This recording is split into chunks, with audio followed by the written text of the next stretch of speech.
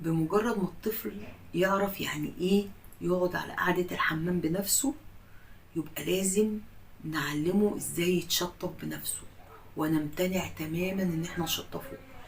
نخليه يتعود ان محدش يلمسه غير ايده، ايده هي اللي تشطفه مش ايد اي حد تاني، عشان في الخطوة اللي جاية لما يروح الحضانة يقدر ان هو اللي يشطف نفسه، مش هيستنى الدادة هي اللي تشطفه. وما تقولوش لا ده هيبقى صغير وهيبهدل نفسه، مفيش الكلام ده. يبهدل نفسه هيتعلم. احنا بنشوف فيديوهات لاطفال اجانب بيبقى الطفل لسه لابس البامبرز حرفيا، وبياكل وبيشرب وبيلبس الشوز بتاعه، بيعمل كل حاجة لوحده وهو لسه ما كملش سنتين على فكرة. فعلى حسب ما هتربي ابنك على حسب ما هتلاقي. فما تقوليش لا لسه صغير، لا مش هيعرف، لا هيعرف. ولو عودتيه من وهو صغير هيعرف وهيتعلم.